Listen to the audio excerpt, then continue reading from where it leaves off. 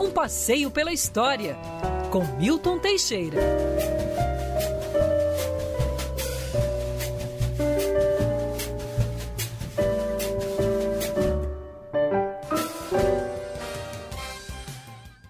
Primeiro, salve, salve, Felipe Moura Brasil. Salve, salve, Rodolfo Schneider, equipe da Band News FM, ouvinte, tamo junto até o meio-dia, vamos com tudo. E junto com o nosso professor Milton Teixeira. Bom dia, professor Milton. Bom dia, Rodolfo. Bom dia, Felipe. Bom dia, Agatha. E bom dia, queridos ouvintes.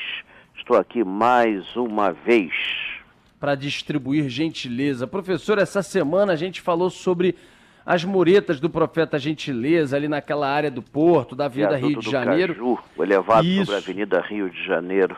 E aí um ouvinte falou, poxa, o pessoal tá botando fogo ali para poder fazer comida ou à noite para se esquentar, tá arrebentando tudo aquilo que tinha sido restaurado. E a gente falou um pouco sobre esse assunto. Eu queria que você contasse para o nosso ouvinte um pouco mais a história do Profeta Gentileza, que ainda é uma marca do Rio de Janeiro.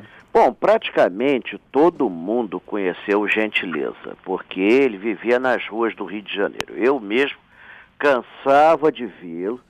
E o que restou das inscrições dele é só uma percentagem, porque ele escrevia muito no asfalto da rua.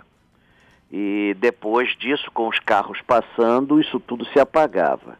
Gentileza chamava-se José Datrino, nasceu em Cafelândia, no interior de São Paulo, num remoto 1917. Aos 13 anos ele começou a ter visões, dizia que tinha uma missão na Terra. Chegou até a ser mandado para centro espírita e tudo mais. Depois, com algum tempo, ele veio para o Rio de Janeiro, casou-se, teve 5 filhos, teve sucesso na vida, foi dono de uma empresa de transportes renomada. Mas ele vinha com essa ideia que ele tinha uma missão, que ele tinha que abandonar tudo. Em 1961, em dezembro, ocorreu o incêndio do grande circo norte-americano, em Niterói, onde morreram mais de 500 pessoas, dos quais a maioria crianças, e ele ouviu uma voz chamando para ele ir lá e consolar as pessoas, fazer um jardim e tudo mais. Ele pega um caminhão da empresa, vai para lá e mora 4 anos no sítio do desastre. Então ele foi apelidado, ele ficava consolando as pessoas. Ele nunca perdeu ninguém nesse incêndio, hein? Frise-se bem, contaram muito essa história por aí. Mas ele teve apelido de José Agradecido e Profeta Gentileza. Esse pegou. Inicialmente ele fazia a pregação dele por Niterói, onde ele criou um alfabeto próprio, principalmente que a palavra amor tinha muita importância, tinha 3 R's, amor.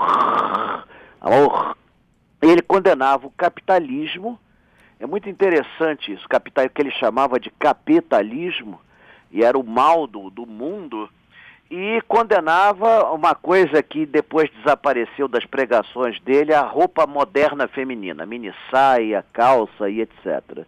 Depois ele passa para o Rio de Janeiro, nos anos 80, quando aí então ele se torna uma figura conhecidíssima, todo mundo cruzava com ele sempre carregando um estandarte, vestido todo de branco, com uma barba gigantesca, pintando. Eu via muito ele pintar as ruas, ele pintou a Avenida Rio Branco inteira uma vez, você vê, e pintou os pontilhões do elevado do Caju, que depois a própria prefeitura mandou pichar tudo com cinza e, posteriormente, graças a um movimento popular, os dizeres foram recuperados. Foi feito livro sobre ele.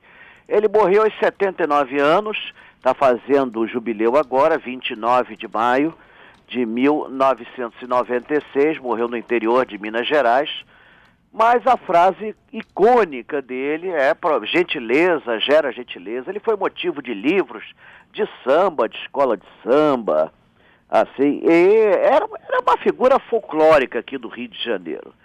Era uma figura conhecida, alguns chamavam de maluco, mas, na verdade, ele dizia, eu sou maluco para te salvar. Então, Andava muito de barca também, né, professor? Você falou Sim, isso. ele pregava na barca, fazia um tumulto do caramba. Tinha gente que pedia para ele calar a boca, tinha gente que pedia para ele continuar. Ele foi internado, o médico perguntou, escuta, você veio aqui para nós o curarmos ou para você nos curar? Chegaram à conclusão que ele não era louco, coisa nenhuma. É uma figura mística muito interessante, que está sendo estudado até hoje, é motivo de tese, dissertação, os textos dele já foram publicados, alguém recolheu tudo que era possível dele, lançaram livros, e é uma figura típica assim, da área urbana, um profeta urbano. Olha, o Carlos Nogueira, que é nosso ouvinte, nosso embaixador na Praia do Leblon, da Band News FM, ele está mandando uma foto, primeiro que está belíssimo dia, segundo que a praia está maravilhosa, sem qualquer aglomeração, uma tranquilidade. Terceiro que ele fala o seguinte, olha, eu fico aqui com a minha caixinha de som na Band, com o movimento aqui na barraca e a coluna do professor Milton Teixeira. Segundo ele, professor, é o meu melhor momento aqui ouvindo a Band News FM, que ele se delicia. Professor, você também vai falar, a propósito da tragédia de ontem, sobre a história do que talvez seja hoje a maior comunidade do Rio de Janeiro em volume de pessoas, que é Rio das Pedras, né, professor? Berço da milícia, Rio das né? Pedras é um lugar que, se você perguntar ao carioca da Zona Sul, não vai saber nem onde é. É um bairro, é um bairro e ele se divide entre Jacarepaguá e Barra da Tijuca, e ele surgiu nos anos 60 com a migração de nordestinos que vinham para o Rio de Janeiro. Como nos anos 60 o governo do estado da Guanabara fazia uma campanha poderosa contra as favelas, então muita gente, em vez de ir para a Zona Sul e montar barraco, resolveu ir para Rio das Pedras, para fugir desse estigma que na época se criava e o governo prometia acabar com todo o favelado e jogar todos na Zona Oeste. Então muita gente já foi direto para lá. E o Rio das Pedras cresceu ao léu, então você tem ali prédios até confortáveis, de alto luxo, como também barracos. Você tem tem uma favela do lado, Muzema, que também é meio barra pesada. E nos anos 80, aquele local foi, final dos anos 80, aquele local foi um dos berços da famosa e triste milícia. O que acontece é que, naquela época, o Rio de Janeiro passava por uma onda de criminalidade sem controle nenhum, os governantes praticamente não faziam nada, e os comerciantes locais e até pessoas começaram a pagar policiais e até pessoas mesmo para expulsar e, por que não dizer, matar bandidos, assaltantes que assolavam a região. Eles gostavam de dizer que Rio das Pedras é o único lugar sem tráfico no Rio de Janeiro. Só que quando você transforma um camarada em policial, promotor, advogado, juiz e carrasco, as coisas perdem o controle. Foi exatamente o que aconteceu com o velho Esquadrão da Morte nos anos 60. A coisa saiu totalmente do controle. De início, a milícia, vamos falar a verdade, tinha até uma certa simpatia de uma parte da sociedade carioca. Depois se viu que eles ficaram tão perigosos quanto os bandidos que queriam expulsar, pretensamente expulsar. O que vai fazer agora? Vai ter que criar a nova milícia para expulsar a antiga milícia? Complicado isso, né? Para piorar, uma parte da polícia faz parte da milícia, né? Então, como é que você vai botar a autoridade para punir a própria autoridade? É uma coisa difícil, uma coisa complicada. E eles controlam tudo, controlam gás, controlam TV a cabo, controlam a construção, fazem os prédios sem nenhuma regra, sem nenhum projeto, vendem a preço de banana, mas em compensação você pode ser esmagado por uma construção dessas. Eu estou aqui, professor, enquanto você falava de Rio das Pedras, do berço da milícia, eu ouvi aqui na outra orelha Quem olhar na live agora vai ver. Eu tô com o celular pregado aqui no outro orelha e falando com você. Ouvi a dona Mercedes aqui, um áudio dela que ela me enviou a propósito do assunto anterior do Profeta Gentileza. E ela falando, Rodolfo, quantas vezes cruzei a Baía de Guanabara com o Profeta Gentileza nas barcas. Eu adorava. Aquilo ali me trazia um pouco de tranquilidade. Enfim, quando eu estava atravessando a Baía de Guanabara, às vezes cheio de problemas ou para resolver problemas, e trazia para ela um momento, sabe, de respiro. Dona Mercedes, como você falou, professor, cruzou com ele diversas vezes, com o Profeta Gentileza, nas barcas, na travessia aquaviária da Baía de Guanabara, professor. Nosso Profeta Gentileza.